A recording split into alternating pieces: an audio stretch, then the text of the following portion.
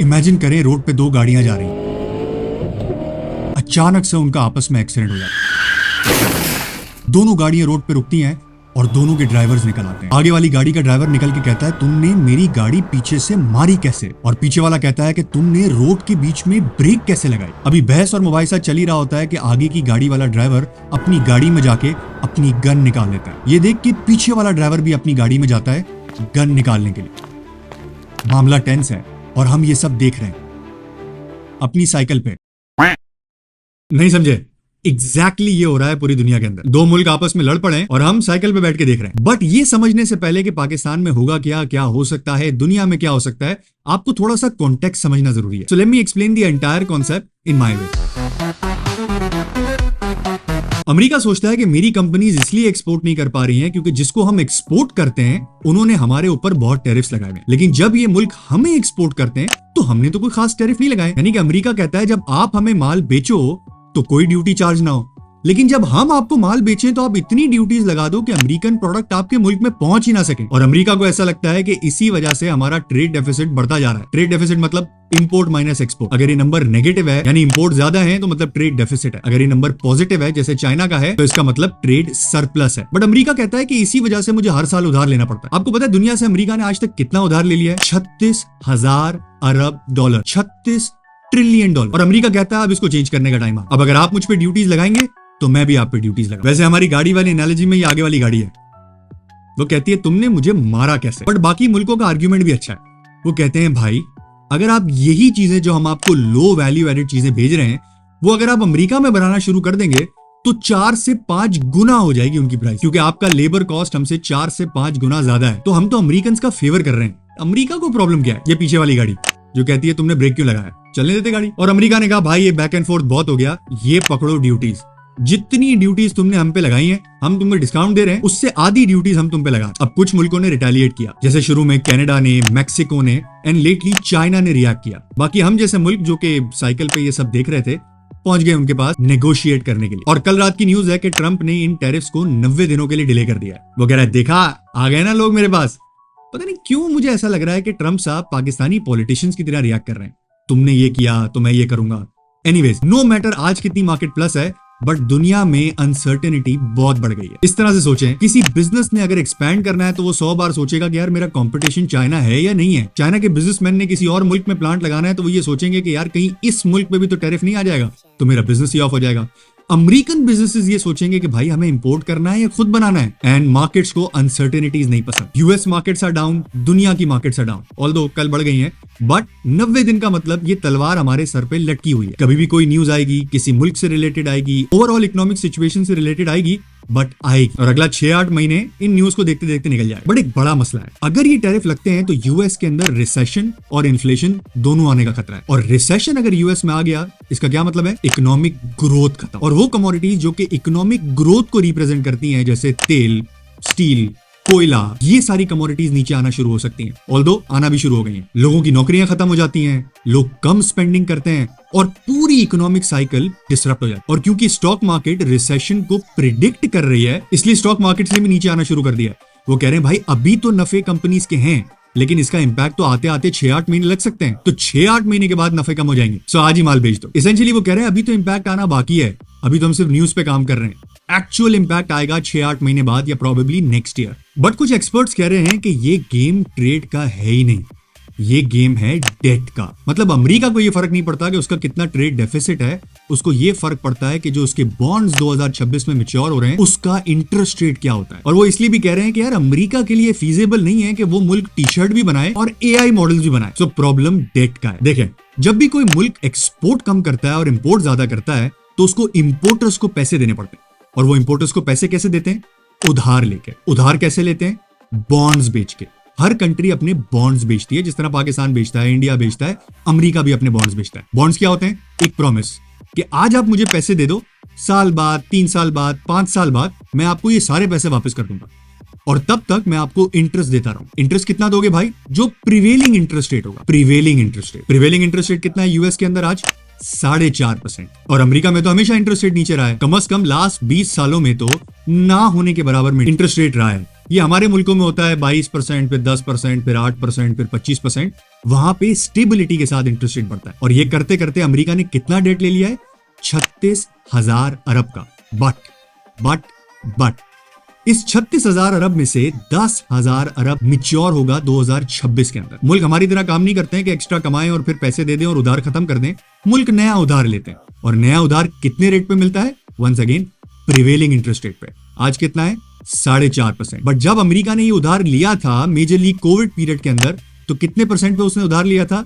1.5% पे, 1% पे। यानी कि अमेरिका की जो इंटरेस्ट रेट लाइबिलिटी है, यानी कितना इंटरेस्ट देना है उसको बाकी मुल्कों को वगैरह वगैरह, वो 4 गुना तक बढ़ सकती है अगर इंटरेस्ट रेट नीचे नहीं है। सो कुछ एक्सपर्ट्स को ऐसा लगता है कि ये सब कुछ करके, इतनी अनसर्टेनिटी फैला के, रिसेशन में ले आके या रिसेशन से करीब ले आके, अमेरिका चाहता है कि फेड इंटरेस्ट रेट को नीचे करे, क्योंकि इस इंटरेस्ट रेट पे अमेरिका ये 10,000 अरब डॉलर को रीफाइनेंस करेगा। यानी कि अमेरिका क्या सोच रहा है? देखो यार, मेरी एक्सपोर्ट तो बढ़ नहीं सकती, ट्रेड डेफिसिट में भी कोई खास फर्क पड़ेगा नहीं, और जब मैं टैरिफ लगाऊंगा तो ड्यूटीज बहुत बढ़ जाएंगी, और ड्यूटीज बढ़ेंगी तो महंगाई आएगी, महंगाई आएगी तो ग्रोथ कम होगी, और जब ग्रोथ नीचे आएगी तो फेड को 4.5% से इंटरेस्ट रेट को नीचे करना पड़ेगा। और जब वो नीचे करेंगे तो हम उठा लेंगे 10,000 अरब डॉलर, नाम भी नहीं आ रहा है मुंह पे, सस्ते में। कुछ भी हो, दुनिया as we know it is about to change. दुनिया ने लास्ट 30-40 सालों में फ्री ट्रेड पे बहुत काम किया।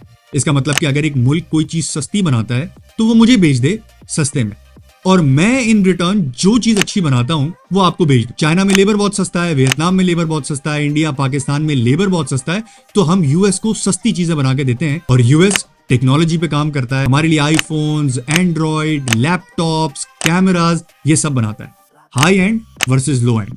बट लगता है कि ये सब बदलने वाला है, इसलिए दुनिया के एक्सपर्ट्स को लगता है कि अभी सिर्फ शुरुआत है। बट इन सब में हम कहां हैं? हमारी वो साइकिल जो ये लड़ाई देख रही है। चलें इसको देखने के लिए काम करते हैं कि वो वेरिएबल्स जो कि पाकिस्तान के लिए बहुत इंपॉर्टेंट है, उसको एक तरफ रखते हैं।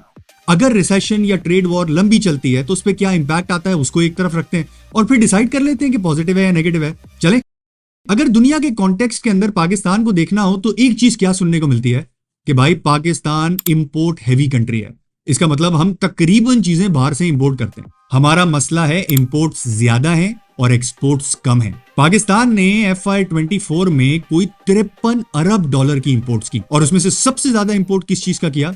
ऑयल एंड ऑयल प्रोडक्ट्स, 28% या 15 अरब डॉलर। अब ये बताएं कि अगर ये रिसेशन का फियर पूरी दुनिया में ट्रू हो गया तो ऑयल या ऑयल प्रोडक्ट की प्राइसेस का क्या होगा? हमने हिस्ट्री में देखा है कि हमेशा ये कमोडिटीज टूट जाती हैं, और ऐसा होना शुरू हो गया है। $80 का ऑयल ऑलमोस्ट $60-65 पे पहुंच गया, क्योंकि लोगों को फियर है आगे के लिए। तो मतलब हम ऑयल इंपोर्ट करते हैं, और अगर ऑयल की प्राइस नीचे आ जाए और हमारी अपनी डिमांड अपनी जगह पे भी खड़ी रहे तो ये बेनिफिट नहीं होगा पाकिस्तान को। एग्जैक्टली हर 10% ऑयल टूटने पे, यानी $6 से $7 टूटने पे, पाकिस्तान कैन सेव अराउंड 1.5 से 2 अरब डॉलर।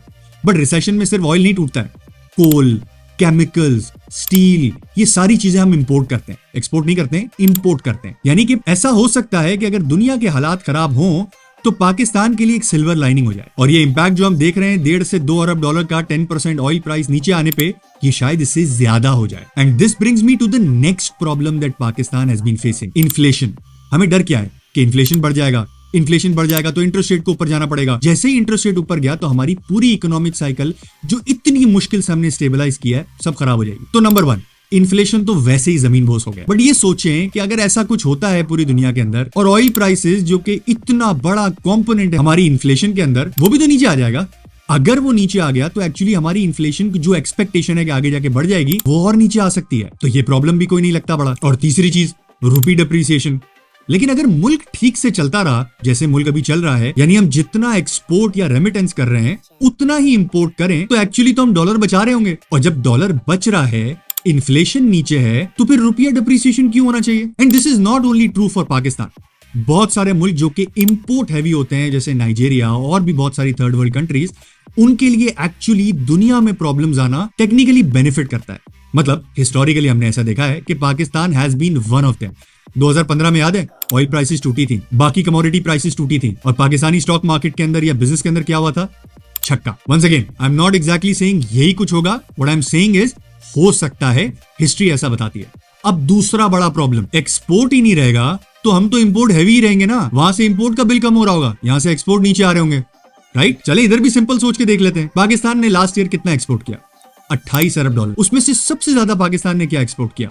$16.7 बिलियन का टेक्सटाइल प्रोडक्ट। इस पे फर्क पड़ सकता है क्योंकि दुनिया में जब डिमांड कम होगी तो वो हमसे चीजें कम मांगेंगे। अब इस थियरी को एक तरफ रखें और दूसरी थियरी सुने। पाकिस्तान इन टेक्सटाइल प्रोडक्ट्स में कंपीट किसके साथ करता है? चाइना, वियतनाम, इंडिया, बांग्लादेश, और इंडिया के अलावा इन सब पे तो हमसे ज्यादा ड्यूटीज लग गई हैं। तो क्या ऐसा हो सकता है कि अमेरिका में हालात खराब हो, उसकी डिमांड कम हो लेट्स से 20% से, बट चाइना माल नहीं दे पाए और ये कमी पूरी करनी पड़े पाकिस्तान को, इंडिया को, बांग्लादेश को? तो क्या एब्सोल्यूट लेवल पे पाकिस्तान के एक्सपोर्ट्स बढ़ नहीं सकते? देखें, डिमांड तो नीचे आनी है। अगर रिसेशन है तो आप ये एक्सपेक्ट नहीं कर सकते अमेरिकन कंज्यूमर्स की जहां नौकरियां जा रही होंगी वो खर्चे कर रहे होंगे। For sure that's a problem. But American अपनी कॉस्ट कटिंग क्या करेंगे? Laptop, phones, high and luxury items, जूते के आइटम्स वगैरह वगैरह, या फिर जो पाकिस्तान बेचता है लो वैल्यू एडेड टेक्सटाइल्स। सिर्फ सोचने की बात है, मैं आपको ओपिनियन नहीं दे रहा हूं, आपको सोचने पे मजबूर कर रहा हूं। ये था दूसरा एंगल। बट भाई एक बड़ा कंपोनेंट तो रेमिटेंस का है। अगर रेमिटेंस नीचे आ गए तो हाँ, वो नीचे आ सकते हैं क्योंकि पाकिस्तान को सबसे बड़े रेमिटेंसेस कहां से मिलते हैं? मिडिल ईस्ट से। और अगर ऐसा लगता है कि ऑयल प्राइसेस नीचे आ जाएं तो पाकिस्तानियों की वहां नौकरी जा सकती है 100%। टू बी ऑनेस्ट, इसको प्रिडिक्ट करना बहुत मुश्किल है। कुछ लोगों को लग रहा था इस साल रेमिटेंसेस नीचे चले जाएंगे, बट नहीं गए। बट इसमें मैं आपको एक डिफरेंट एंगल देता हूं। मैं ये सोचूं कि एग्जिस्टिंग लोग जो कि वहां हैं वो कम पैसे भेजेंगे बिकॉज उन बेचारों की नौकरी चली जाएगी, या मैं ये सोचूं कि कितने सारे नए लोग, doctors, engineers, finance professionals last year भी पाकिस्तान को छोड़ के गए नौकरी की तलाश में, और अगर वहां पे नौकरी मिल जाती है तो पाकिस्तान में ही पैसे भेजेंगे ना। मैं सिर्फ इस तरह सोच रहा हूं, ओपिनियन नहीं दे रहा आपको। यानी कि जब भी मैं रेमिटेंसेस के बारे में सोचूंगा ये एंगल पे एक बार जरूर देखूंगा। और आखिरी सबसे बड़ा वेरिएबल, हमें ग्रो करने के लिए क्या चाहिए? उधार। और अभी इस वक्त हमें कोई दे नहीं रहा है, राइट? क्योंकि इंटरेस्ट रेट 4-4.5% पे है। पाकिस्तान का रिस्क प्रोफाइल ऐड कर लें तो पाकिस्तान को 10%, 11% पे डेट मिल रहा है। वो पाकिस्तान के लिए लॉजिक नहीं है। एक तो वैसे ही एक्सपोर्ट नहीं है, इतनी मुश्किल से डेफिसिट्स कम हुए हैं, तो यार 10% का उधार कैसे दें? बट ये सोचिए कि अगर वाकई में इंटरेस्ट रेट नीचे आ जाता है तो कुछ टाइम बाद पाकिस्तान नए बॉन्ड्स इशू नहीं कर सकेगा। हमेशा जब इंटरेस्ट रेट नीचे आया, पाकिस्तान ने या हम जैसे बहुत सारे मुल्कों ने उसी टाइम पे बॉन्ड्स इशू किए हैं। मैं कहीं भी ये नहीं कह रहा हूं कि पाकिस्तान के लिए ये सारी चीजें बहुत पॉजिटिव है। पाकिस्तान में भी वॉलेटिलिटी होगी क्योंकि यूएस के अंदर जब हालात खराब होते हैं तो पूरी दुनिया में उसका फर्क पड़ता है। हो सकता है कि कुछ महीनों के लिए एक्सपोर्ट रुक जाए और हो सकता है ना रुके। हो सकता है कि ऑयल प्राइसेस उतनी तेजी से नीचे ना आए जितनी पहली टाइम आई थी और हमारी मार्केट्स एक्सट्रीमली वॉलेटाइल रहे। सो आप मुझे कमेंट करके बताएं कि ओवरऑल पाकिस्तान के लिए ये नेगेटिव है या पॉजिटिव है। और बेस्ट कमेंट को मैं पिन कर दूंगा क्योंकि सॉरी गाइस, मेरे पास पैसे नहीं है कमेंट्स वालों को देने के। जोक था। सो मेरे प्यारे इन्वेस्टर्स, आपको क्या करना चाहिए? सबसे पहले तो चाहे आप ट्रेडर हैं या इन्वेस्टर हैं, तैयार रहें। आपके सारे एनालिसिस, सारे चार्ट को निगेट कर देगा एक ट्वीट। तो अब मैं आपको बताता हूं दो चीजें, एक आपके एनालिसिस के लिए और एक दिमाग के लिए। अगर मैंने अपने 15 साल के करियर में कोई चीज सीखी है तो वो ये है कि हर क्राइसिस अपॉर्चुनिटीज और रिस्क दोनों लेके आता है। कुछ मुल्कों के लिए क्राइसिस बहुत बुरा होता है, जिस तरह डेवलप वर्ल्ड के लिए हो सकता है। कुछ लोगों के लिए क्राइसिस अपॉर्चुनिटीज बन सकती है और आपने भी बिल्कुल इसी तरह से सोचना है। चलें, ये सोचने के लिए ये वाला फ्रेमवर्क फॉलो करें। ये देखें कि आप कौन सी कंपनीज को ओन करते हैं और क्या वो एक्सपोर्ट करती हैं या लोकल में माल बेचती हैं। अगर वो एक्सपोर्ट करती हैं तो आपको दुनिया में डेटा मिल जाएगा कि क्या वो चाइनीज कंपनी से या वियतनामीज कंपनी से कंपीट करती हैं। अगर वो इस लिस्ट में है और कंपीट करती हैं, इसका मतलब हम कंपेटिटिव तो हैं। तो क्या जब इन पे ड्यूटीज लगेंगी, वो भी लगती है कि नहीं देखना है अभी, बट अगर लगती हैं तो क्या आपकी कंपनीज के लिए बेनिफिट हो सकता है? अगर आपकी कंपनीज लोकल में माल बेचती हैं तो ये सोचें कि अगर ऐसा कुछ होता है तो हमारे इंटरेस्ट रेट के ऊपर, हमारे इन्फ्लेशन के ऊपर, हमारी रुपी डिप्रिसिएशन पे क्या फर्क पड़ेगा। अगर आपको लगता है कि कोई मेजर फर्क नहीं पड़ेगा या बेनिफिट ही होगा तो क्या आपकी कंपनीज की डिमांड बढ़ सकती है? अगर चाइना यूएस को माल नहीं दे रहा है तो क्या ये माल सरप्लस हो सकता है? क्या हम चाइना से इंपोर्ट करते थे तो क्या ये प्राइसेस नीचे आ सकती हैं? तो अगर प्राइसेस नीचे आ रही हैं और किसी वजह से आप सेम प्राइस पे वैल्यू एड करके बेच सकते हैं, कुछ कंपनीज हैं पाकिस्तान में जो सिर्फ इंपोर्टेड प्राइसेस के ऊपर नहीं बेचती हैं, तो क्या उनके लिए बेनिफिट हो सकता है? बस बन गया इन्वेस्टर के लिए फ्रेमवर्क 80-20, 20% काम करके 80% रिजल्ट। और दूसरा काम आपने क्या करना है? ये किताब पढ़नी है, सेम एज एवर। ये जो मैं अपॉर्चुनिटी, क्राइसिस और रिस्क की बात कर रहा था ना, बहुत अच्छे से एक्सप्लेन किया है इसके अंदर कि ये है क्या। इस टाइम पर ये पढ़ने के लिए सबसे अच्छी किताब है। ये बताती है कि दुनिया में कुछ भी हो रहा हो, हम इंसान सेम एज एवर ही रहते हैं। Let me give you a head start to this book. इस बुक को खोलेंगे तो सबसे पहले आपको एक वाकया मिलेगा।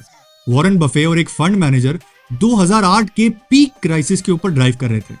वो फंड मैनेजर घबराते हुए वॉरेन बफे से पूछता है कि सर क्या होगा, बिजनेसेस बंद हो गए हैं, दुकानें बंद हो गई हैं, घर ऑक्शन हो रहे हैं, इस मुल्क का होगा क्या? तो वॉरेन बफेट जवाब देने की जगह उनसे सवाल पूछते हैं कि आपको पता है 1960 के अंदर अमेरिका में सबसे ज्यादा खाई जाने वाली कैंडी कौन सी थी? स्निकर्स। और फिर पूछते हैं तुम्हें पता है कि 2008 में यानी आज उस टाइम पे अमेरिका में सबसे ज्यादा खाई जाने वाली चॉकलेट कौन सी है? स्निकर्स। कुछ चीजें सेम एज एवर। अल्लाह हाफिज।